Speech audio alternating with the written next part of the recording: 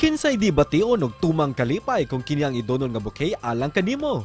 Kini ang patok sa social media karon nga gitawag nga money bouquet nga makapa-hashtag sana all gayod kung kini ang ihatag sa imong hinigugma. Gawa sa kanindot sa paghanay niini, praktikal usab kini kay mamahimo nimo mapalit ang imong mga gusto. Kini ang usa sa mga gipauso sa usa ka negosyante dinhi sa Dakbayan sa Subo nga si Alaysa Galang kauban ang iyang pares. Karong buntaga, ipakita niyang pipila ka mga pamaagi sa paghanay niini dinhi lang sa GMA Regional TV Live. Gift ideas ning Love Month mga kapuso tong hisgutan karong buntaga Money Bouquet Maker atong makauban sa programa Alisa Galang. Mayong buntag ug maupay na aga Ma'am Alisa, kumusta ug welcome sa GMA Regional TV Live. Mayong buntag ninyo sir, mayong buntag kapuso. Salamat ma'am for joining us this morning. First up lang mahitungod ana inyo nga business. What are you engaged in ma'am? Unsa may mga produkto, mga gipanggama o gipangbaligya ninyo? Ano sir, ang among business is sir, mga money bouquet sir, mga balloons, mga for grand opening flowers and condolences flowers sir. O gawa sa of course na anda nato tradisyon man siguro na muhatag og flowers. Labi na ro panahon sa laro karong buwan sa Pebrero ma'am no. So dunay bag-ong nauso kining mga money bouquet ginama sa kwarta. Oo sir. Why do you think nganong patok kayo ning money bouquet ma'am sa uban ninyong mga clients? Ano sir is money bouquet man good sir is unique siya sa mga tao and also practical na pud siya sa pang-gift sa mga tuwan, sa atong mga loved one. Pila man ang kasagaran nga budget kung gusto kang mo regalo og money bouquet karong buwan na ma'am? Buwan sir, if mag-avail ka sa amuan, you can sa mo arrangement, you can purchase it at 1,000 pesos sir. Pero ang imuhang money is you can makasabot na po ni.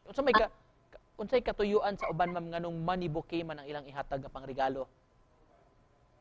One sir, practical man gud siya sa sa pananaw nato kay of course money baya so mapalit nato bisag unsa kay kung i-gift man gud ato ihatag like mga butang syempre man kanang like unsay tawag ani ang ato ang gift na ihatag is mahipos ra so ang kaning money so naa kay ganahan paliton makuan ra gyud mo siya magpalit og mga unsa pa nang kinahanglanon. Ma'am Alisa, ikaw personally nakadawat na ka ma'am og money bouquet?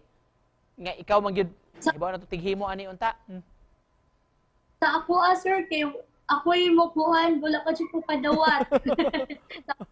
Pan personal. Pero sa bouquet sir mga flowers nakadawat na.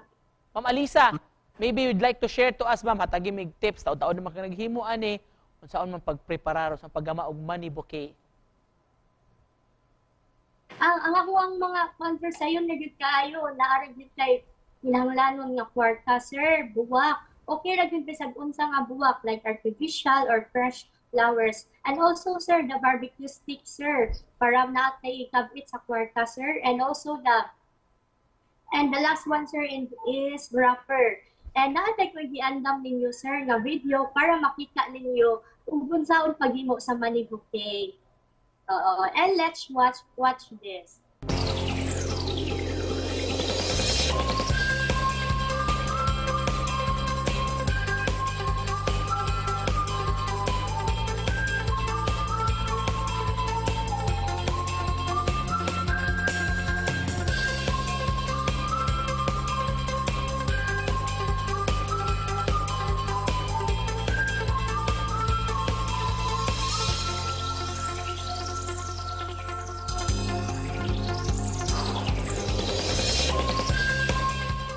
Wow, pagkanindot gyud ay sa money bouquet ni Ma'am Alisa og siguro daghan ang maengganyo nga labi na rong nagkaduol nga Valentine's Day ma'am.